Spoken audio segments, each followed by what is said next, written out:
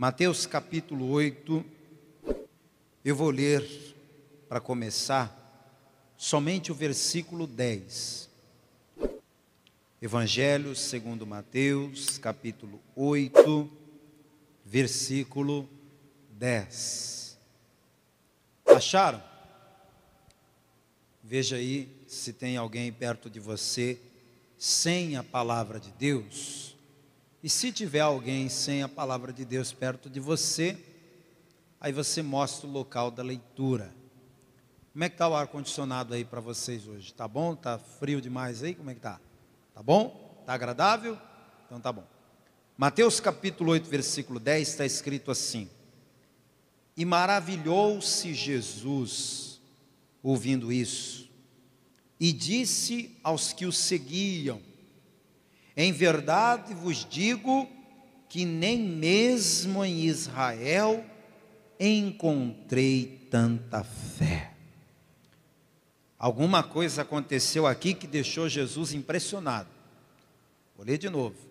E maravilhou-se Jesus ouvindo isso, e disse aos que o seguiam: Em verdade vos digo que nem mesmo em Israel encontrei tanta fé. Agora você repete após a minha leitura, vamos lá?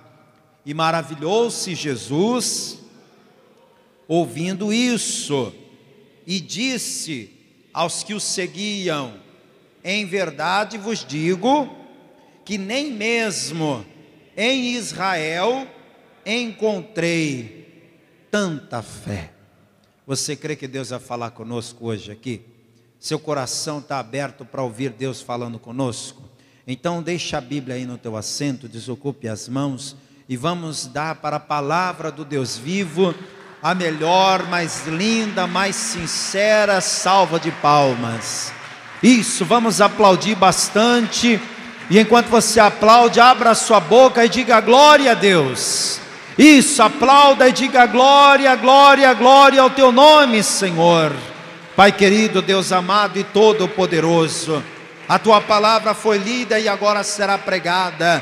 Vem com teu espírito, tome a boca do pregador, tome os lábios do mensageiro. Envia, ó Deus, a tua santa palavra com poder, com unção, com autoridade. Que esta palavra, meu Pai, uma vez enviada, ela vá e produza resultado para o qual está sendo mandada.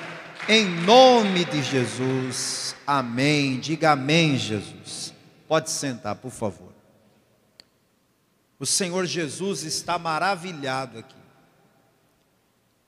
E eu quero destacar esta informação de que o Senhor Jesus maravilhou-se com as palavras que ele ouviu. Porque o Evangelho só mostra Jesus maravilhado duas vezes. Você vai ler Mateus, Marcos, Lucas e João inteiro, você só vai encontrar dois momentos em que o Evangelho diz que Jesus ficou maravilhado, impressionado. Isso só aconteceu duas vezes. A primeira vez foi quando ele ficou maravilhado com a incredulidade do povo de Nazaré. A incredulidade do povo de Nazaré foi uma coisa tão absurda que Jesus ficou maravilhado. Ele ficou impressionado. Como pode um povo tão incrédulo? Como pode um povo de coração tão duro? Isso deixou Jesus maravilhado. E o outro momento que Jesus vai ficar maravilhado é quando ele vai fazer um milagre para esse homem e ele responde estas palavras que eu vou ler para você. Quem é esse homem para quem Jesus vai fazer o milagre? O capítulo 8, versículo 5, diz que entrando Jesus em Cafarnaum, chegou junto dele um centurião, rogando-lhe e dizendo: Senhor, o meu criado jaz em casa paralítico e violentamente atormentado. Eu preciso começar te dando uma informação que você talvez não tenha, e é meu dever te ensinar. A gente não tem o nome desse homem, mas temos a sua patente militar. O versículo diz que se aproximou de Jesus um centurião. Você que tiver caneta, circule esse nome, centurião. O que era um centurião? O exército romano dominava o mundo na época de Jesus. O Império Romano era o império mundial da época de Cristo. E o Império Romano tinha um exército invencível, tanto é que dominava o mundo. E por que o exército romano era tão poderoso? Porque eles tinham estratégias muito eficazes. Eles espalhavam as suas tropas por todos os seus territórios dominados. Uma cidade como Cafarnaum, por exemplo, tinha morando na cidade esse tal centurião.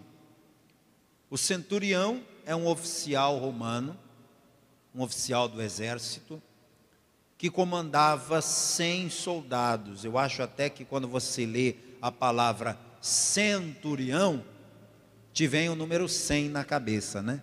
Centurião lembra 100. E esse soldado romano, esse militar, ele tinha 100 soldados ao seu comando.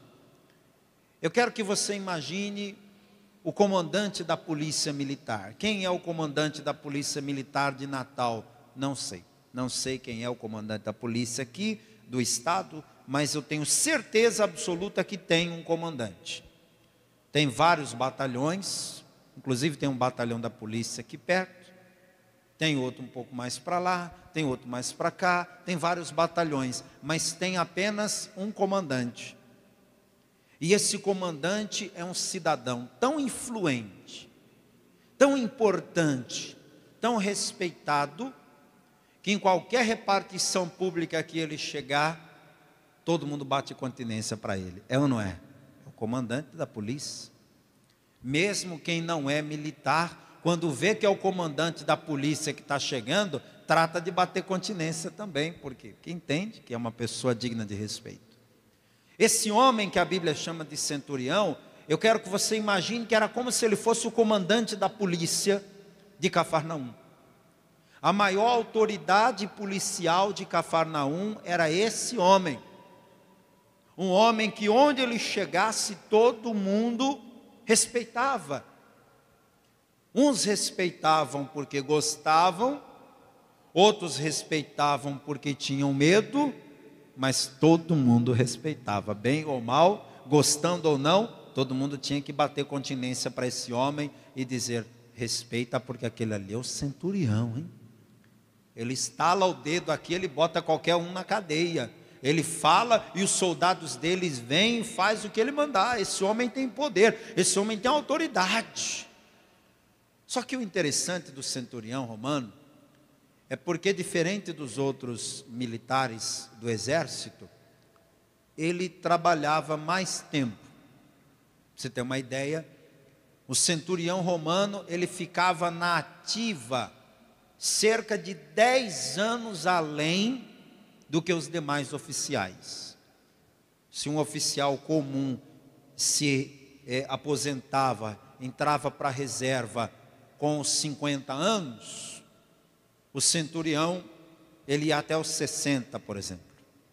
Só que o dia que o centurião reformava, o dia que ele chegava para o seu oficial maior e dizia, olha, está na hora de parar, eu quero entrar para a reserva, ele era condecorado com honras, e ele recebia de Roma uma quantia em dinheiro tão grande, que dava para ele morar na cidade onde ele atuava, como se fosse um marajá. O centurião, ele dentro da cidade dele, enquanto estava na ativa, era o homem mais respeitado da cidade, e quando entrava para a reserva, continuava sendo uma das pessoas mais ricas, mais influentes, mais importantes. Então você agora sabe com quem Jesus está falando. Ele está com qualquer pessoa agora, gente? Não. Ele está com a maior autoridade policial, ele está com uma pessoa influente, importante, respeitada, Há bem gente que não sabe o nome dele, mas sabemos quem ele é. Ele é um homem de muita honra e de muito poder. Só que esse homem, apesar de ser quem é, o versículo de número 6 diz que ele vai até Jesus rogando-lhe. Ele não vai até Jesus intimando, ele não vai até Jesus ordenando, ele vai até Jesus rogando-lhe. E olha como é que ele chama Jesus? De Senhor, rogando-lhe e dizendo: Senhor. Ora, militar entende muito bem de autoridade e de hierarquia, é ou não é? Quem é militar aprende muito bem essa questão da hierarquia. Então, nenhum militar chama uma pessoa que tem autoridade sem ser com a patente dela. Mesmo na reserva, os militares se encontram depois de tantos anos da reserva, mas eles ainda se tratam com respeito que a patente daquela pessoa exige. Esse homem de autoridade olha para Jesus e não diz para Jesus: ei, você aí, Nazareno. Ele chama Jesus de quê? De Senhor, porque ele reconhece a autoridade que está na pessoa de Jesus. Quem também reconhece o Senhor Jesus? Conhece a Cristo como Senhor da tua vida? Reconhece a autoridade que Ele tem? Muito bem. Outra coisa que me chama a atenção aqui é a petição que esse homem vai fazer. Porque ele não vai procurar Jesus para resolver um problema dele. Não era ele quem estava doente, não era ele quem estava com problema, não era um filho ou filha, esposa ou pai, mãe, não era ninguém da família dele que estava com problemas. Veja o versículo 6, olha a petição dele: Senhor, o meu criado jaz em casa paralítico e violentamente atormentado. Quem é que estava precisando do milagre na casa do centurião? Quem? O criado dele. E o que era esse criado? A palavra grega usada para criado é doulos. E esta palavra doulos no grego é o mesmo que dizer escravo em nossa língua portuguesa. Como ele era um homem muito rico e importante, ele tinha escravos na casa dele. E não se escandalize com o que eu vou lhe dizer, não é que isso seja certo. A Bíblia não quer dizer que isso seja certo. A Bíblia conta que a escravidão existiu, mas não apoia a escravidão.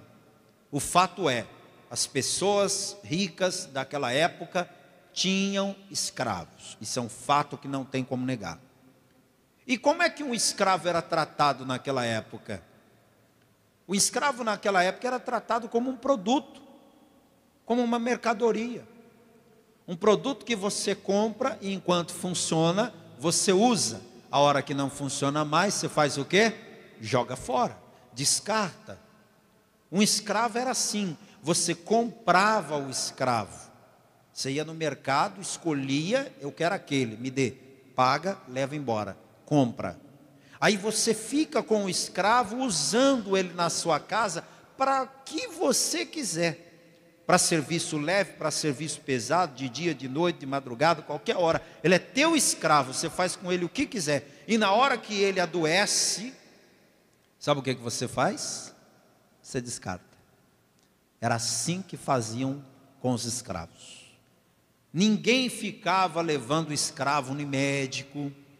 Ninguém dava assistência social ou médica para escravo. Ninguém cuidava da saúde, do bem-estar do escravo. A obrigação do escravo era estar bem para trabalhar. Se ele não está bem para trabalhar, eu me livro dele e arrumo outro. Quem entendeu como é que funcionava?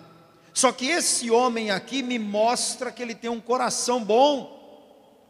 Porque ele não está satisfeito, conformado de ver o seu criado doente.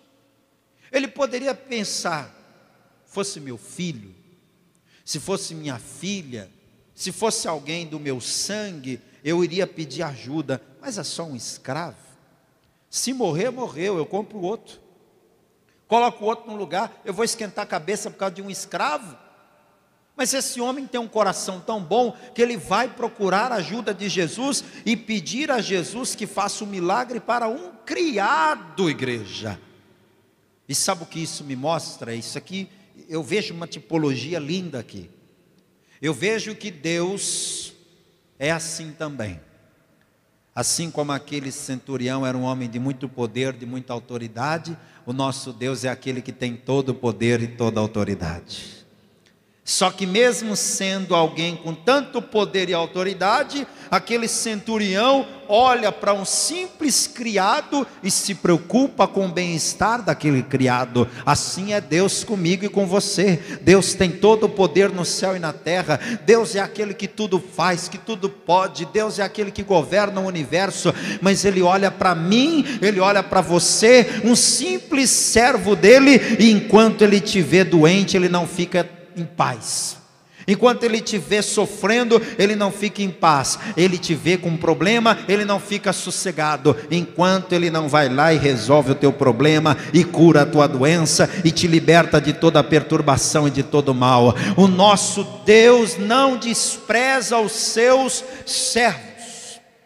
Se você é servo de Deus, se você é servo do Senhor, fique sabendo que você está em boas mãos, porque o nosso Deus cuida dos seus.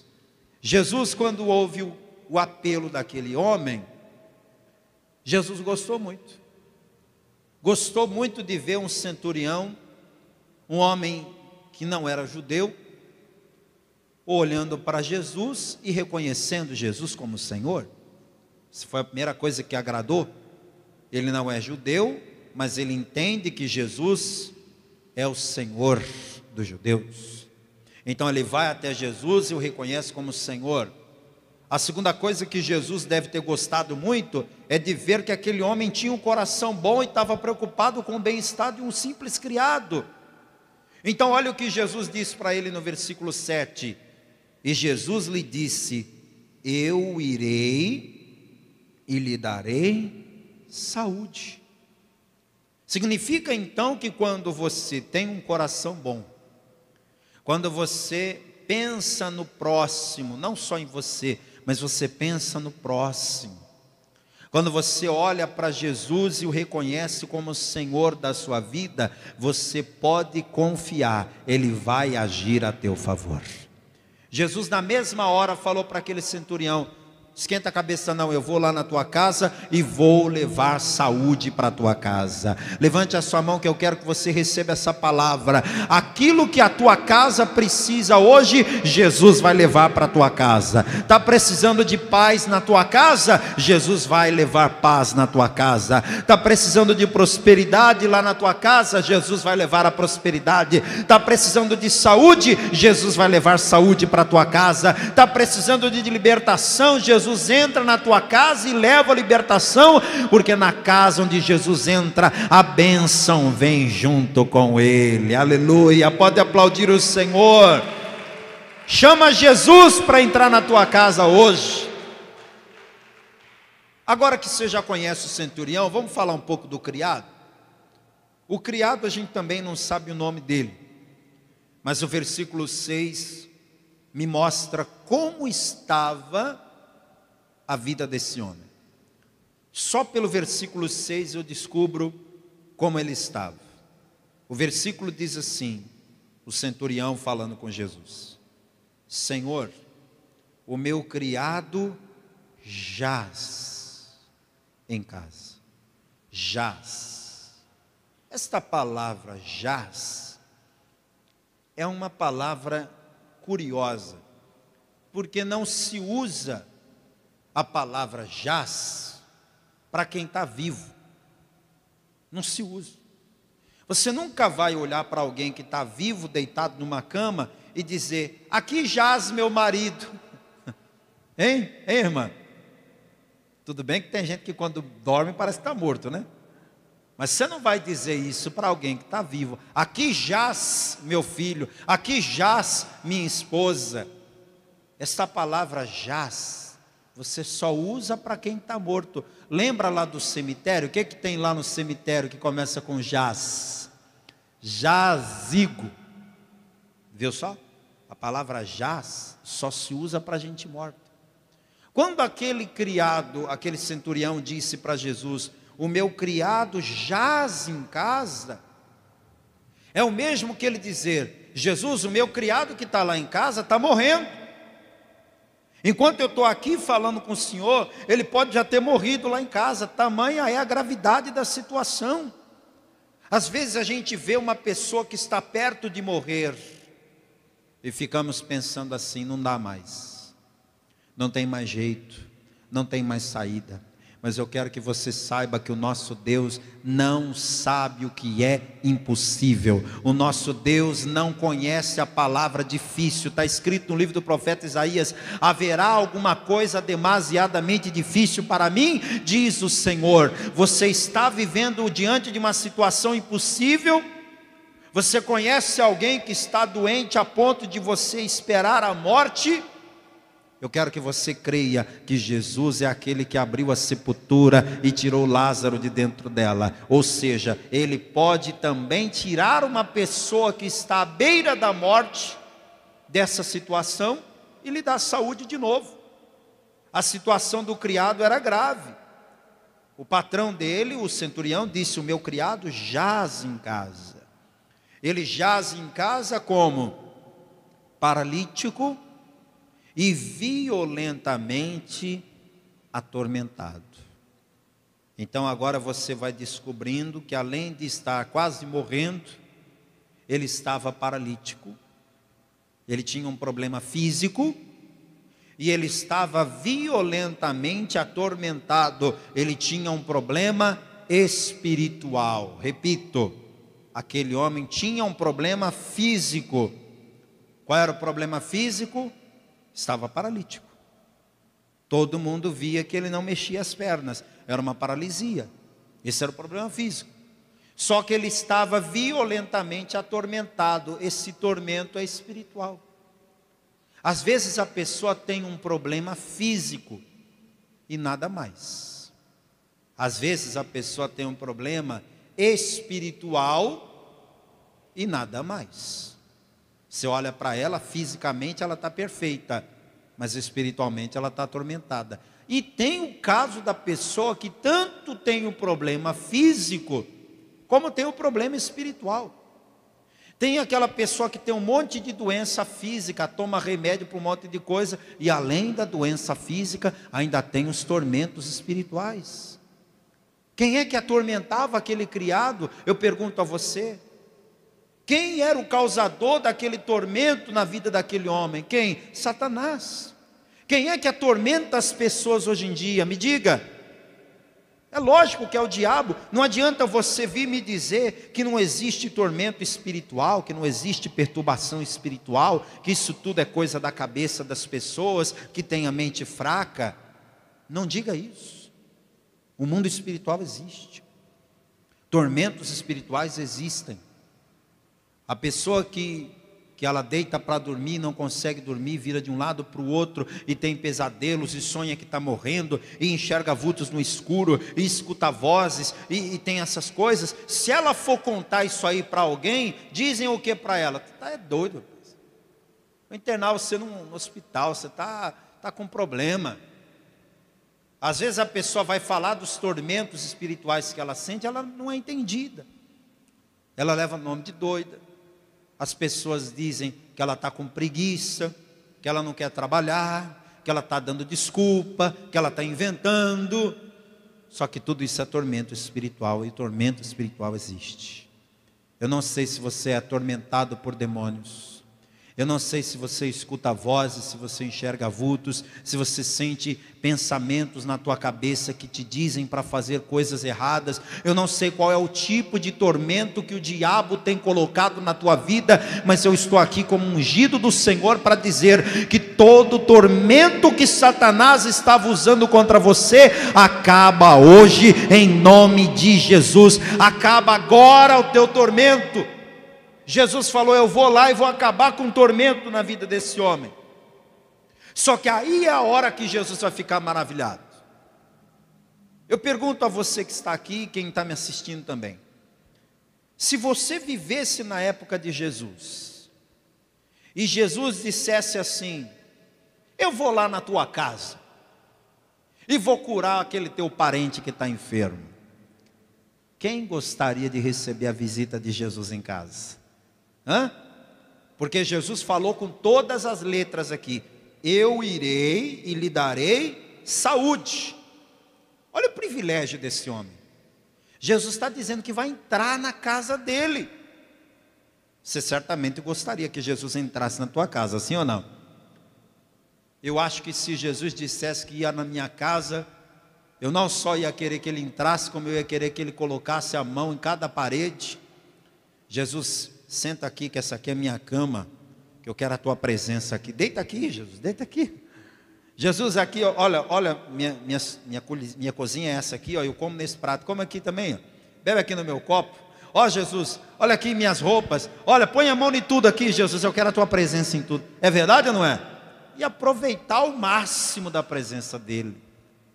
Só que o que deixou Jesus maravilhado é que quando ele disse para o centurião: eu irei na sua casa e darei saúde ao teu criado, o centurião respondeu, verso 8, o centurião respondendo disse: Senhor.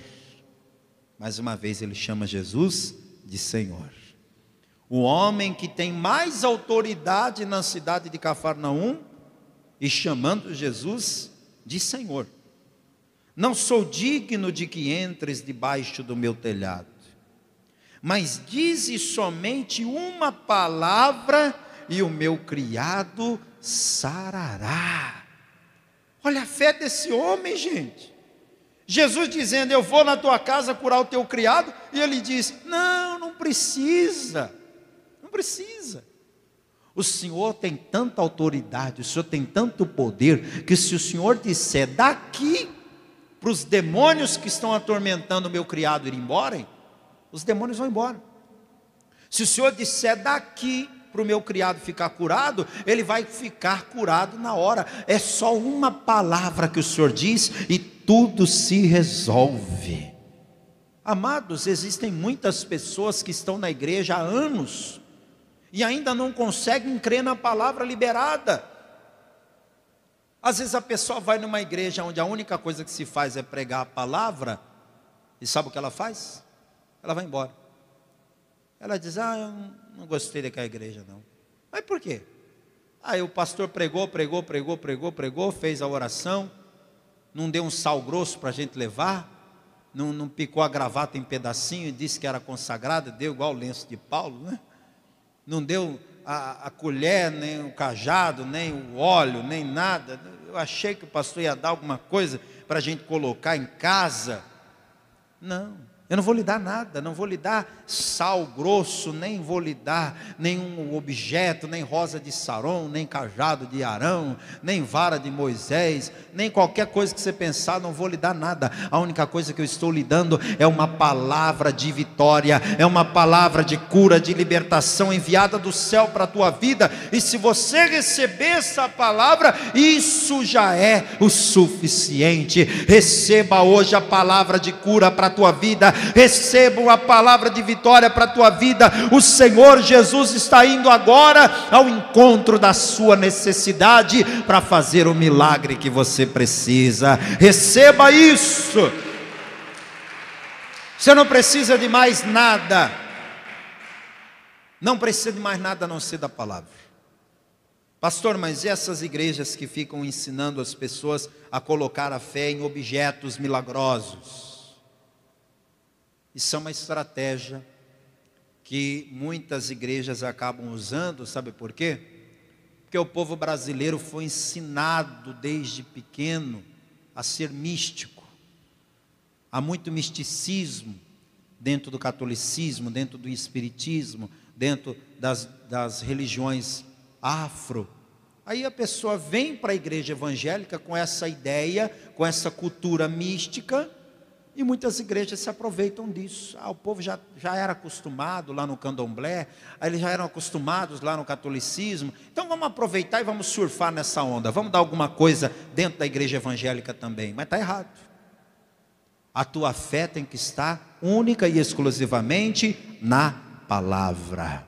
A Paz e Vida é um ministério que trabalha com a palavra. Você vai ser liberto de todo o tormento espiritual, você vai ser curado de todas as doenças que você tiver, e tudo isso vai acontecer através do poder de Deus liberado na palavra.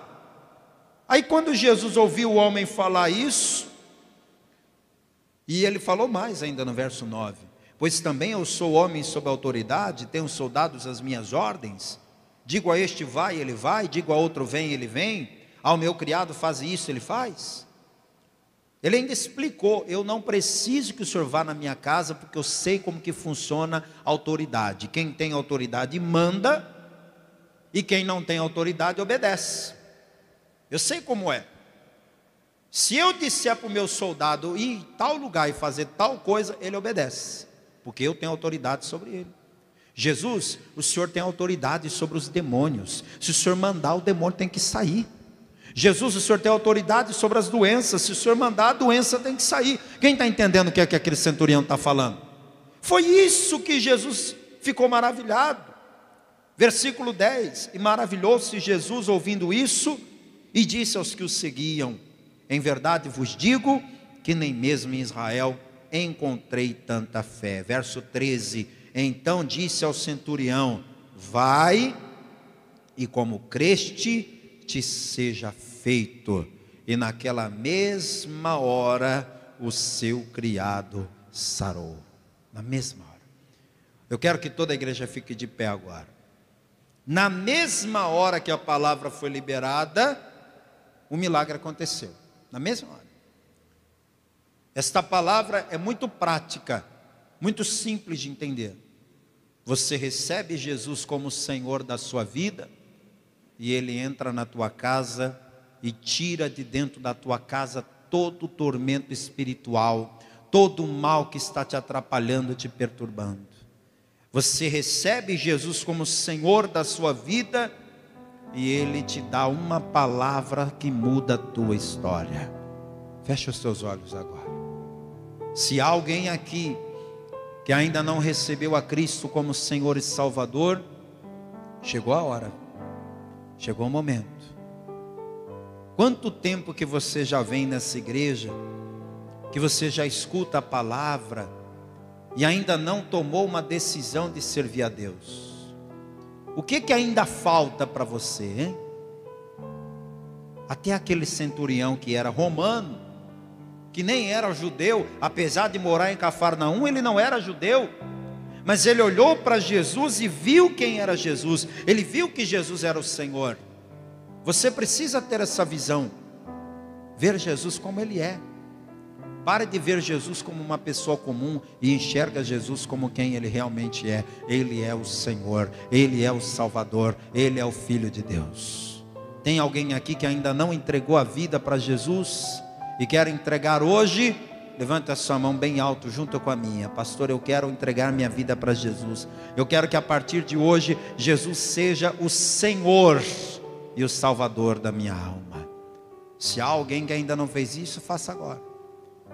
Talvez você diga: pastor, eu já entreguei minha vida para Jesus, mas eu, ao longo desse tempo de pandemia, de crise, de dificuldade, me afastei da presença do Senhor. Eu deixei de estar na casa do Pai para estar em outros lugares. Eu esfriei na fé. Eu estou afastado dos caminhos do Senhor. Tem alguém aqui que está afastado dos caminhos do Senhor e quer se reconciliar com Jesus? Levante a sua mão se tem alguém, porque eu vou orar por você. Tem alguém dessa forma? Não? Todos aqui estão firmes na fé? Dá uma glória a Deus aí quem está firme na fé. Amém, que bom.